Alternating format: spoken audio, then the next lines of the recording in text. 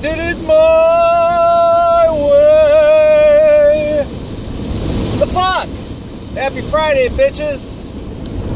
I'm in the car because I am pulling the boat up to the lake. It's like 100 degrees outside, which is fucking phenomenal and fantastic for Michigan. I wish it was like this every single day. We go through fucking 9 months of misery in order to get to a 100-degree day in this fucking state.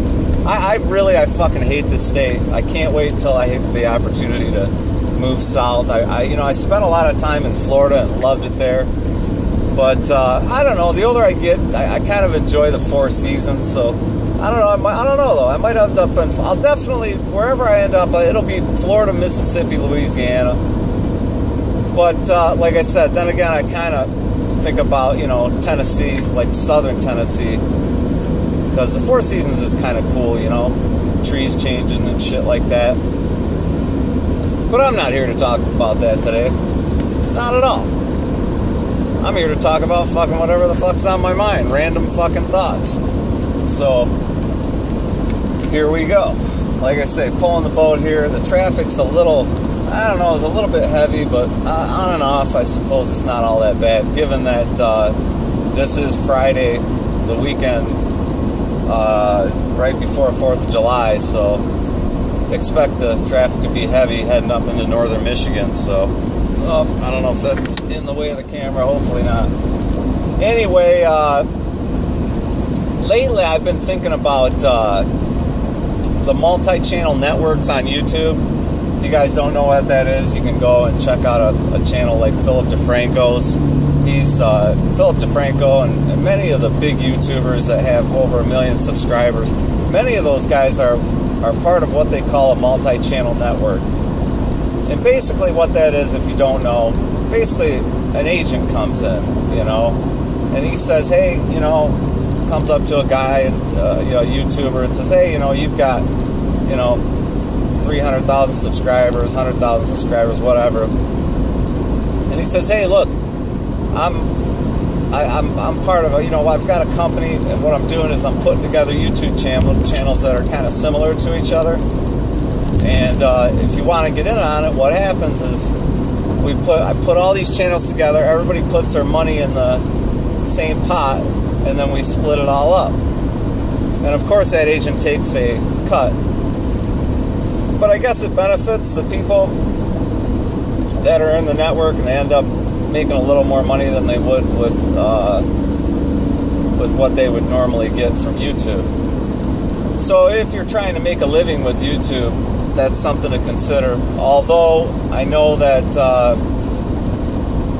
with the recent changes with YouTube, there's been some issues with channels getting dropped and multi-channel networks dropping channels because of YouTube's new policies and whatnot. But what I was thinking about is that, the guys that I associate here on YouTube with, it's no secret that Will Galvin and I are internet friends, and I don't know, that dude, actually we've become much better, much closer since the, his channel went down and all that kind of stuff.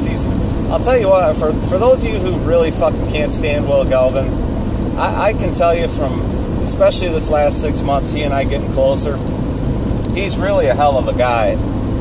He's really one of the nicest people I've ever met. I mean, the dude he's one of those people that give you the shirt off his back, if you need it. He's always willing to help and answer questions and all that. And our friendship, I mean, he's just a regular dude, I mean, a good dude to have a beer with and bullshit with and shoot the shit, although I don't drink, but anyway, it's like I said, it's no secret that he and I are friends. Burt Cocaine, Elmo B, Nihilist Lives Matters, Bruce over Swap Trainwreck, Clive,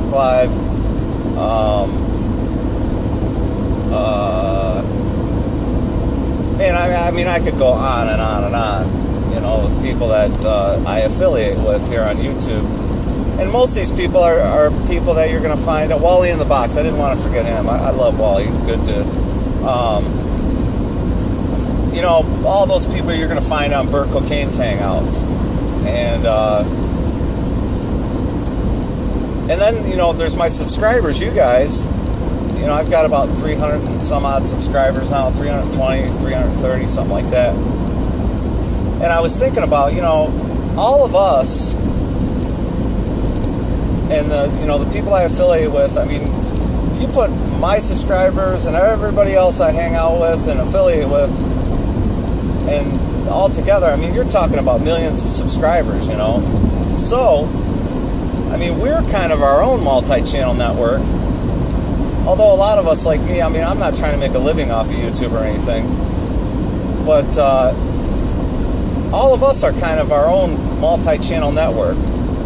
You know what I mean? And we didn't need an agent to do it. I've always found that the businesses that have the most integrity and that are the best businesses are word-of-mouth businesses, you know.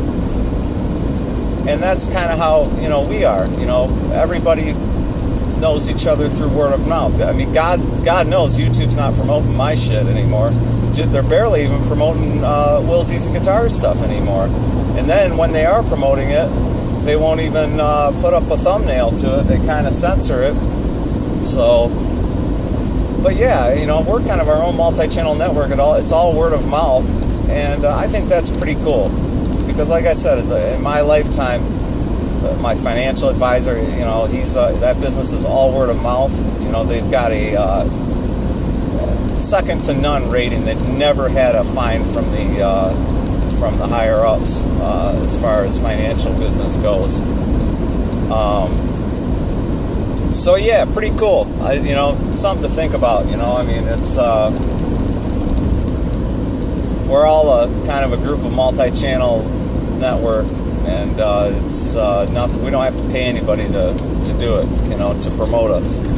We promote ourselves, and when we find somebody that has integrity and that's pretty cool, we say, hey, check this dude out. You know, Les Peter Guitar Jams. You know, trying to help him out. That's the old Cyber Reload channel. Trying to help him get his subscribers back because they took down his stuff. You know, so that's the kind of things you're not going to find from a regular multi-channel network. They're definitely not going to help anybody out that YouTube decided to censor.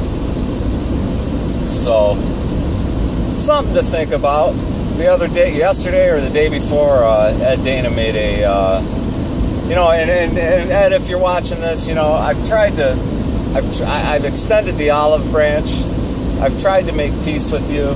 You know, I don't understand why, you know, what I ever fucking did to you to where you're not willing to make peace of any sort, or even, you know, even give it a shot, you know. So anyway, I saw one of Ed Dana's videos the other day on his PV Windsor combo amp. And if you know anything about the PV Windsor, I've never had a combo, but the heads are pretty cool heads. Anybody that's looking for a high gain amp and doesn't have the money to buy a $1,200, $1,500 high gain amp, grab yourself a PV Windsor, man. They're fucking great amps. And like anything else, PV, they're built like a brick shit house. You know, they're workhorses. They're reliable. And like I said, you can pick them up for $250, you know, $250. And then the other thing is, the kind of cool thing about that is, if you know, as far as like touring and stuff like that, if it gets stolen, it's not like somebody stole your fucking $1,500 amp. Kind of a good amp to take to like bar gigs and shit. So Ed's fucking talking about his and how he said something about, you know, it was really buzzy. And I'm thinking to myself, well, Ed, the way you set up your fucking guitars, that'd be a start. Your fucking guitars are set up kind of buzzy. But he was talking about the getting a clean channel on it or whatever, and then he was telling how he's like, yeah, man, you hook up something like a tube screamer to this amp, and it's just over the top. And he clicked on his tube screamer, and it was fucking feeding back like a motherfucker. And I look, and he's got his fucking tube screener going through the effects pedal. I mean the effects loop, which I should have known, because just before that he was talking about He's like, the power tubes in this thing, it's some kind of high gain power tube. Well, Ed, your gain doesn't come from your power tubes, your power section of your amp. Your fucking gain and all your tone comes from your preamp section, which it does have. I think it does have a 12AX7 in it, which is typically found in high gain tubes. But you know, you're supposed to. The way an overdrive pedal works, when you want to overdrive an amp, you don't want to overdrive the power section of your amp. You want to overdrive the preamp section of your amp. So, for all your fucking worldly advice on how great you are, how fucking great of a player you are, and how you know so much, why don't you wake the fuck up and watch a fucking video of somebody who does know what the fuck they're talking about. Maybe you could get a decent tone out of your amp. Anyhow, I hope everybody is doing well. Happy Friday, bitches. I'm fucking pulling the boat to the lake. It's 100 degrees out. I'm sweating. Gotta turn the air conditioning back on. Everybody have a safe weekend. A happy 4th of July. If you're here in the United States, we're celebrating our Independence Day coming up here on July 4th. Hopefully I'll see you guys soon. I did bring my laptop with me, and I'm hoping to see some hangouts, although this laptop's kind of screwed up, so I don't know if it's going to work or not. But I can still do it with my phone, so if worse comes to worse, I'll use my phone. Alright, bitches. Here we are, headed to the lake. Fireworks for sale everywhere. God bless you. If nobody else loves you, you know Detroit Wrecker does. See ya.